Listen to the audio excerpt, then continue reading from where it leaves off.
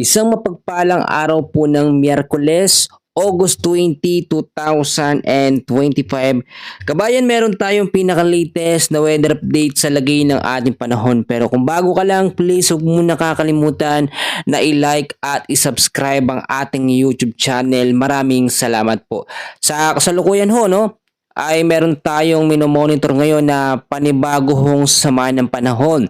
Low pressure area na nasa high chance na maging isang ganap na bagyo sa mga susunod na mga oras. Nagbabanta rin po itong pumasok sa loob ng ating Philippine Area of Responsibility. So tignan natin mabuti. Ito po mga kaibigan ay meron pong lokasyon ngayon na 1,520 kilometers east of Eastern Visayas. Kung makikita nyo, dahil po yan sa easterlies, dinahatak niya, no, papalapit po sa ating bansa. Etong banta nga po ng panibagong bagyo. Kapag ka ito'y naging bagyo mga kaibigan sa loob ng ating Philippine Area of Responsibility, ay tatawagin po itong bagyong isang, no? At hindi naman ito nakikitaan ng malakas o potensyal na magiging typhoon or super typhoon category. Pero may tendency mga kaibigan kapag ito'y direktang tumama sa ating kalupaan or sa ating Philippine landmass ay magkaroon ng medyo malakas-lakas na epekto.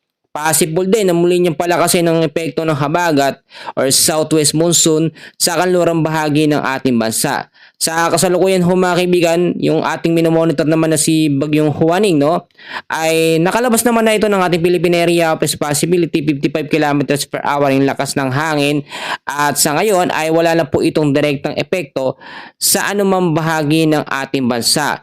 Pero magkagayon man mga kaibigan, no, balikan natin yung LPA na yan dahil yan ay nagbabadyang pumasok sa ating bansa, pero mahina naman, wala pa namang siyang direktang epekto sa ngayon, no? So maging handa na lamang po tayo. Dahil po sa easterlies or mahinit na hangin na nanggagaling sa karagatang Pasipiko, so kung makikita nyo mga kaibigan, eto ho yung easterlies, yung hangin na yan na papasok po, no, papunta ng Eastern Visayas area. Yan po yung easterlies, mainit na hangin na nanggagaling sa karagatang Pasipiko ang makakaapekto ngayon sa ilang bahagi ho ng Bicol region, the rest po ng Mimaropa at Visayas area. Bukod dyan ay apektado rin ng easterlies ang ilang bahagi ho ng Mindanao, Palawan, Eastern Samar at Northern Samar. So asahan po natin ng mga lugar na yan na mayroong cloudy skies with scattered rains and thunderstorm. Kalat-kalat na pag-ulan na may kasamang pagkulog at pagkidlat. Ang ilang bahagi naman po ng Metro Manila, the rest po ng Luzon ay patuloy din makakaranas po ng maulap na kalangitan na meron po mga isolated rain showers or thunderstorm dahil po sa mga localized thunderstorm, no? Actually, ang localized thunderstorm, hindi lamang Metro Manila ang madalas niyang naapektuhan. Kasama rin dyan ilang bahagi ng Visayas, ang ilang bahagi ho ng Mindanao ay naapektuhan. At madalas ho, pag sinabi natin mga localized thunderstorm, yan po ay tumatagal ng 1 hanggang 2 oras. Napapansin naman natin madalas na, no, yung mga pag-uulan sa hapon at sa gabi dahil po yun sa mga localized thunderstorm. Ngayon din may nagtatanong naman sa atin, no, yung habagat daw ba, no, bakit wala daw pong update? Sa ngayon kasi ang habagat natin ay humina na ng humina. Wala na po itong direktang epekto sa anumang bahagi ng ating bansa. Yun nga, may pumalit naman itong easterlies dito sa may bandang silangang bahagi ng ating bansa, no? At minomonitor natin mabuti.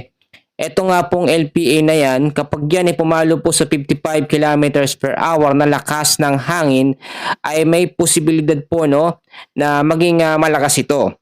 Pero syempre, may mga posibilidad o senaryo tayong tinitignan. Pwede naman magbago yan or mag-record yung direction po nitong sama ng panahon na ito at hindi direktang tumama sa ating Philippine landmass.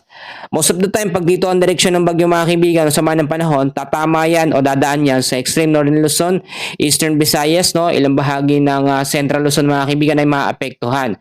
Alam naman natin si Bagyong Juaning ay hinatak po ng high pressure area sa may taas. So nakita natin yung kanyang direksyon, papalayo, no?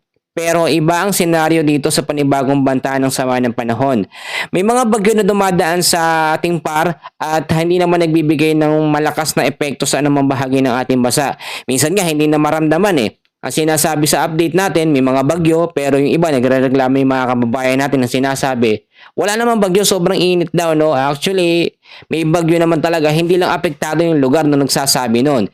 Pero sa ilang bahagi po actually ng Batanes, yan ang madalas na naapektuhan ho ng bagyo dahil diyan lalabas yung mga bagyo, no? Tulad na nangyari po dito kay Juaning, no? Walang direktang epekto sa ilang bahagi ng Eastern Visayas, sa Mindanao, pero sa bandang Batanes naapektuhan. So bukod dyan mga kaibigan, pasok din sa ating tinatawag na tropical cyclone threat potential etong sama ng panahon na yan. So week 2 natin mga kaibigan, week 2 po ng tropical cyclone threat potential natin bago matapos po yung buwan ng Agosto ay may dalawang sama o 2 hanggang 3 sama ng panahon tayo minomonitor.